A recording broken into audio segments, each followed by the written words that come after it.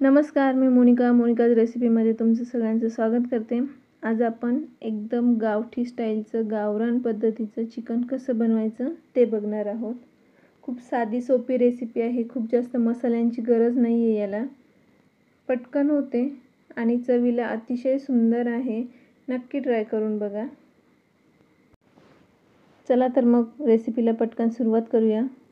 लागणारं साहित्य मी बनवता तुम्हाला एक्सप्लेन करेल आणि सांगेल, सगळं प्रमाण पण सांगेल।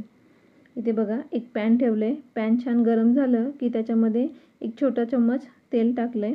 इथे मी थोडंसं खोबरं छान अशा पातळ स्लाइस करून घेतलेत। आता हे आपल्याला व्यवस्थित गोल्डन ब्राउन रंगापर्यंत भाजून घ्यायचे। खोबरं खूप जास्त नाही घालायचं, खोबऱ्यामुळे त्याची टेस्ट वेगळीच होऊन जाते। त्याच्यामुळे एकदम मी थोडंसंच खोबरं घेतले। तुम्ही पण खोबरं घालताना थोडंच घाला, म्हणजे आपली भाजीला छान चव येईल।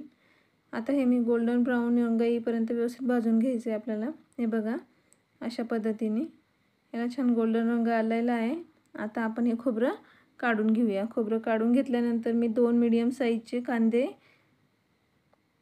असे उभे स्लाइस करून घेतलेले आहेत आणि ते पण आपल्याला छान गोल्डन ब्राउन रंगापर्यंत भाजून घ्यायचे आहेत। हे कांदे व्यवस्थित परतायचे आहेत आपल्याला, तरच आपली भाजी छान मस्त उठेल काळ्या मसाल्याची। इथे बघा, आपल्या कांद्याला छान गुलाबी रंग आलेला आहे। आता याला आपल्याला असं गुलाबी रंग नाही, याच्यापेक्षा डार्क करायचे, आपल्याला ब्राऊन मध्ये जायचे। आणि कांदा आता थोडा ब्राऊन व्हायला लागलाय, त्यावेळेस मी याच्यामध्ये एक 10-12 लसणाच्या पाकळ्या घातल्यात आणि याच्यामध्येच 1-1.5 इंच आलं पण आपण बारीक कापून घ्यायचे आणि ते पण इथे याच्याबरोबर फ्राय करायचे। हे व्यवस्थित सगळं फ्राय करायचे, अगदी याला गोल्डन कलर येऊ द्यायचा आहे। हा जळला पण नाही पाहिजे आणि कच्चा पण नाही राहिला पाहिजे, अशा पद्धतीने हा भाजून घ्यायचा आहे। इथे बघा, हा मस्त याला गोल्डन कलर येत चाललेला आहे, म्हणजे आपला कांदा छान तयार होतोय भाजून मसाला आपला।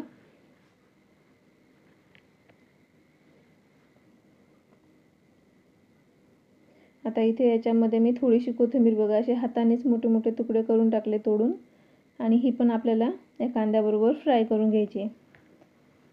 आता नंतर तर आपण वरून कोथिंबीर घालतो, पण मसाल्यामध्ये पण अशी कोथिंबीर घालायची, म्हणजे मसाला छान तयार होतो। आणि शक्यतो आहे ना, मसाला असं करताना त्याच्या जेव्हा कोथिंबीर भाजतो ना, तर आपण कोथिंबीर निवडताना काय करायचं, कोवळ्याच्या जाड दांड्या असतात त्या काढून ठेवायच्या, म्हणजे चटणी वगैरे याच्यामध्ये टाकायला त्या कामात येतात। इथे बघा, मी मसाल्यामध्ये पण ह्या जाड दांड्या दिसत आहेत, मी भाजायला टाकलेल्या आहेत त्याच्याने छान चव लागते मसाल्याला, छान एक वेगळीच चव येते, कारण ह्या दांड्यांमध्ये खूप वास असतो, खूप हे असतं मेथी आपल्या याचं कोथिंबीरचं, सॉरी मेथी म्हटली मी। इथे बघा, आपला कांदा व्यवस्थित भाजून झालेला आहे। इथे बघा, मी दांड्या साईडला करून दाखवते। ह्या दांड्या मी टाकलेल्या त्याच्यामध्ये कोथिंबीरच्या, त्याच्याने मसाला छान आपल्याला मसाल्याला मस्त चव येते एक। आणि आता आपला कांदा ऑलमोस्ट झाला आहे, गॅस बंद करायचा आणि हे कांदा व्यवस्थित थंड करून मिक्सरला बारीक आपल्याला पेस्ट करून घ्यायची। सगळ्यात आधी पहिलं खोबरं बारीक करायचं आहे आपल्याला। हे बघा, अशा पद्धतीने। आता हे थोडंसं जाडसर तुम्हाला दिसत असेल, पण त्याचं काहीच हरकत नाही, आपण जेव्हा कांदा बारीक करू तेव्हा ते पण बारीक होऊन जाणार। आता आपला कांदा, आपण जो मसाला भाजून घेतला होता तो व्यवस्थित थंड झाला आहे। आता तो आपण मिक्सरला याची स्मूथ पेस्ट करायची आहे आपल्याला। हा सगळा मिक्सरच्या भांड्यात काढायचा। पहिलं याला असंच आपण मिक्सरला फिरवून घेणार आहोत। जर नाहीच पेस्ट झाली, छान स्मूथ पेस्ट नाही झाली, तर तुम्ही थोडंसं पाणी घातलं तरी चालेल। शक्यतो थोडं पाणी घालावंच लागेल तुम्हाला, तेव्हाच त्याची स्मूथ पेस्ट होईल। इथे बघा, विदाऊट पाण्याचं मी आधी पहिलं घसरून घेतलं त्याला आणि ही अशी जाडसर पेस्ट तयार केली। आणि त्याच्यानंतर मग आता थोडंसं पाणी घातलं, एक अर्धा कपाला थोडंसं कमी असं पाणी घातलं आणि आता हे छान आपलं मिक्स करून परत एकदा याला फिरवून घ्यायचं आहे मिक्सरला।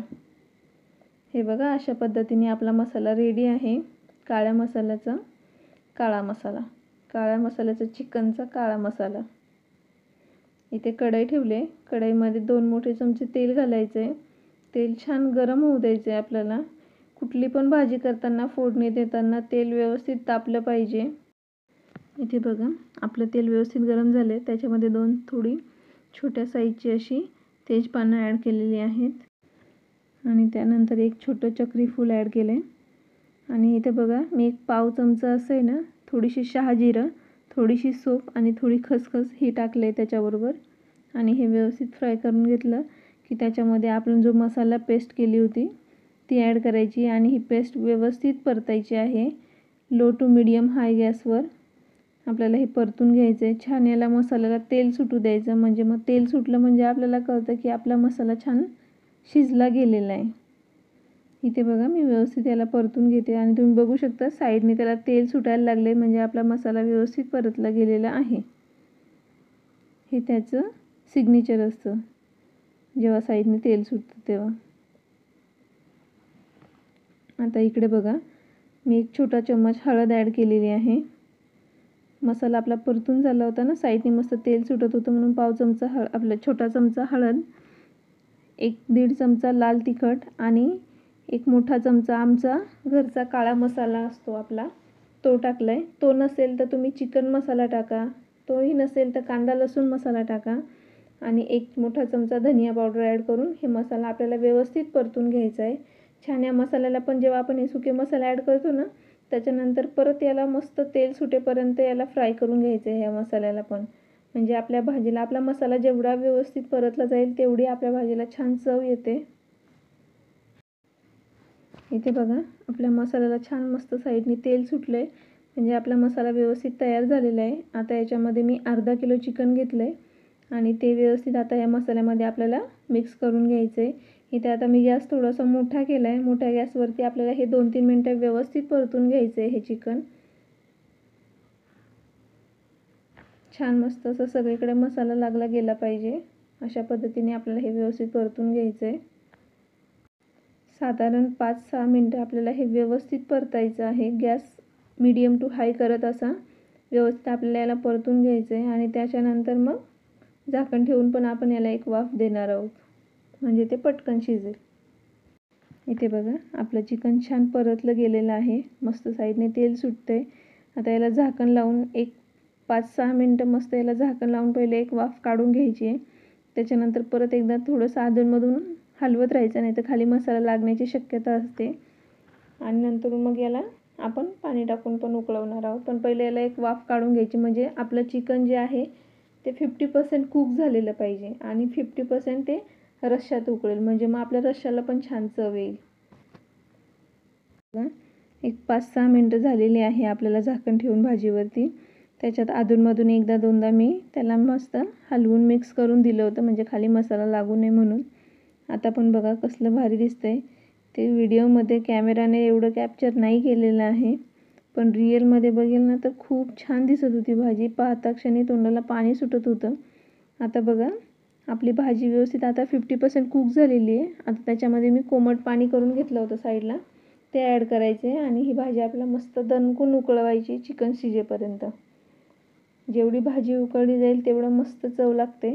आणि ते त्याच्यामुळेच मी पहिलं म्हटलं की 50%च आपल्याला चिकन कुक करायचं आहे आणि 50% तो रश्श्यात उकळेल, म्हणजे त्याचं जे कस असतो तो पूर्ण रश्श्यामध्ये उतरतो, म्हणून मग रश्श्याला पण छान चव येते.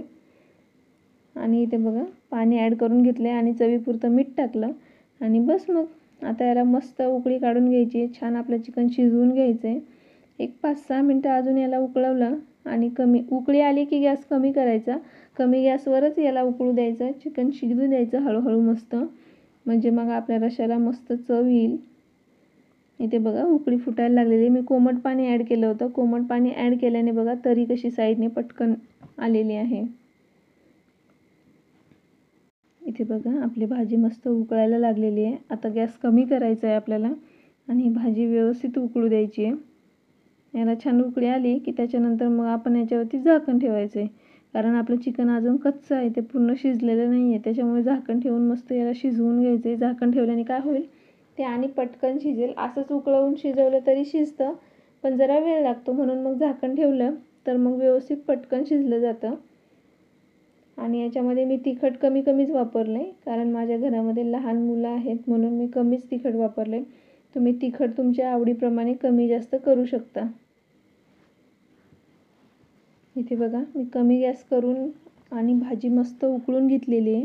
एक 7-8 मिनटं झाले आणि मस्त आपली भाजी उकळलेली आहे. आता चिकन शिजलं की नाही आपण चेक करूया. शिजलेलं तर दिसतंय, पण तरी पण एकदा चेक करूया. इथे बघा चमच्यावर एक पीस घ्यायचा आणि काट्याच्या चमच्याने असं त्याला हे करायचं. ते बघा किती इझिली तुटलं जात आहे ना, म्हणजे मग आपलं चिकन व्यवस्थित शिजलं गेलेलं आहे. रेसिपी नक्की ट्राय करून बघा. रेसिपी बघितल्यावरती करून बघा आणि कशी वाटली, तुम्हाला त्याची चव कशी वाटली ते नक्की सांगा. इथे बघा मी लास्टला कोथिंबीर ॲड केली आहे आणि आता हे इथं सर्व करून घ्यायचं आहे. मस्त तुम्ही चपाती भाकरी बरोबर एन्जॉय करा.